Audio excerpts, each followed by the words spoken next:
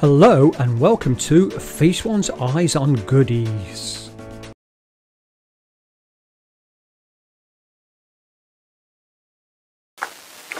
I bought 2 packs of these decor tiles from OnBuy and they cost me £36.99 including post.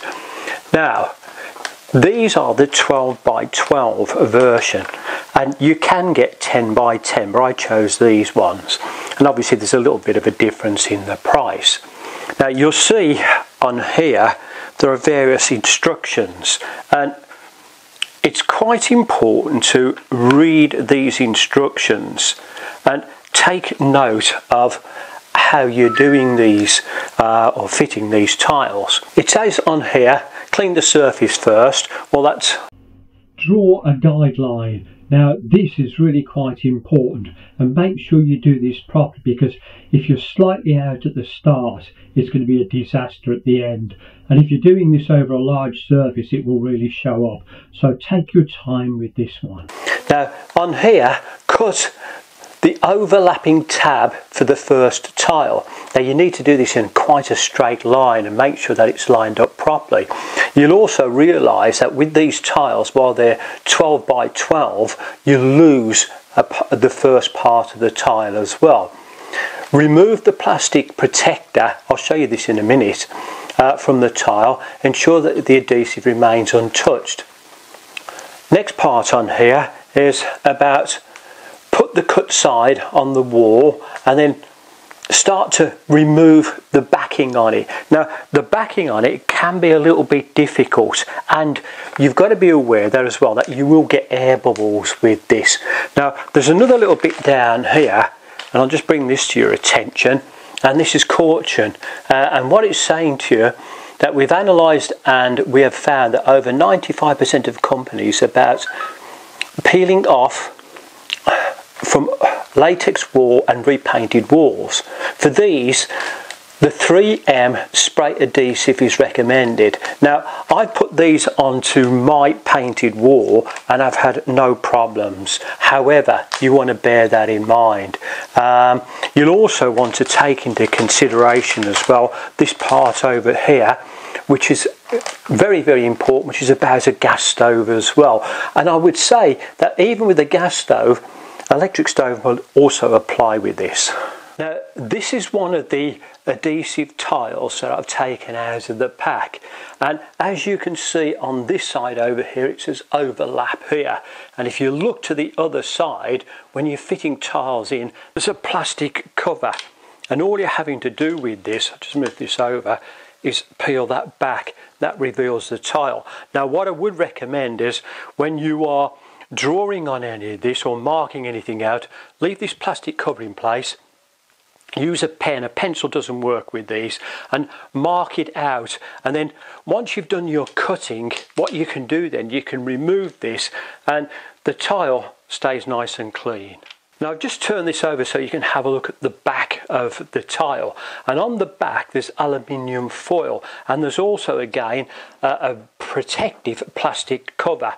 Once you remove that, that's where the sticky part of these is, so don't remove that until you're ready to do stuff. Now I've just pulled back a little bit of this backing onto where the silver foil is, and this is the sticky part on here, and all you're having to do with this is peel this off. Now this is incredibly sticky, so just be a little bit careful about what you're doing when you're putting this on, and all you're having to do with this is just peel this off, stick it onto the wall surface that you're using, but you've also got to be careful of air bubbles. Now when you're doing this, I do recommend that you have a little bit of a wet cloth on the other side and you can just wipe it as you're going along. Why do you need a wet cloth? Well, other things, because of the surface of these tiles, you'll find that they're quite spongy, and a dry cloth will stick to it and make it awkward for you. I've set out some of the basic tools you're going to need. Now one of the most important things will be a spirit level for marking lines, and so that's going to be your first item. I also have a variety of metal rulers. Now these are good for when you start to cut through the tiles, and you'll find sometimes you're going to need different sizes for this. I also have on hand a tape measure as well. For marking the tiles, you can use either a normal pen or you can use a felt tip pen as well. However, do be careful with felt tips because they catch your hands sometimes, and then you've got the marks on your hands and it puts on other things. You're also going to need some kind of screwdriver, and this is for the removal of electric plates that cover your appliance switches. Now if you removing any of these, I would strongly recommend that you turn the electrics off as well. This is again just from a safety point of view, and the most important part on this is this. Now I've tried scissors and I can't use those too well. You can give it a go, but a really good sharp knife or one of these utility knives is a must for you. And just a little tip for you, if these start to go a bit blunt, you can actually remove this part, which is a little tool at the end, pop it over onto that, and what it will do is it helps break it off for you. Now these are just standard with all of these, but a lot of people don't know that one. Now this is one of the areas that I've used my sticky tiles on, and this is in my kitchen. I've just used this as a little bit of a splashback on it.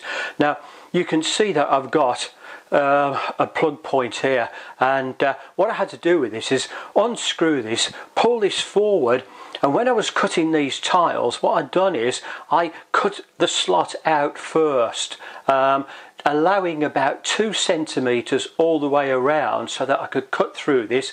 I put little slits down the side of these tiles, stuck it on, and then put the plate back on afterwards.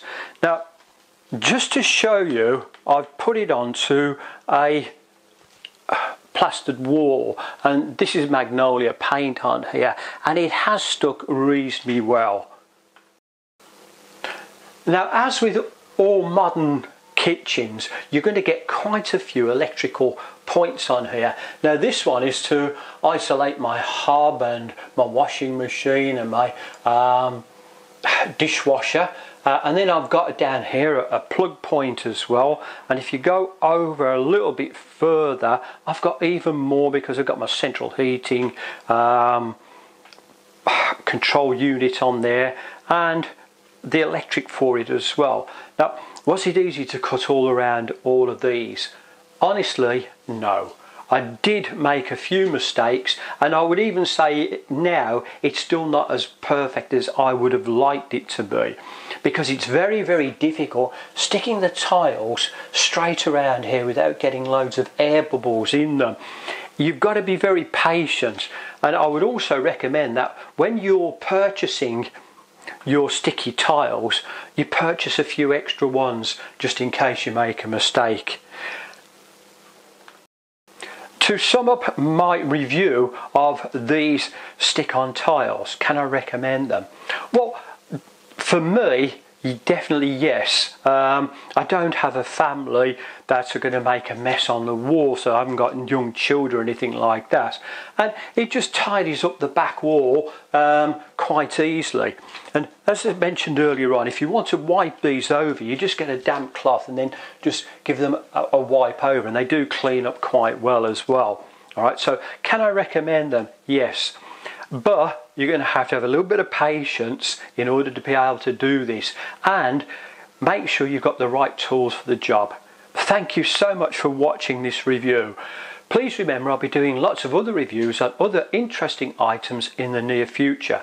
It would also help my channel immensely if you liked and subscribed. Thank you and goodbye. Please like and subscribe. Thank you.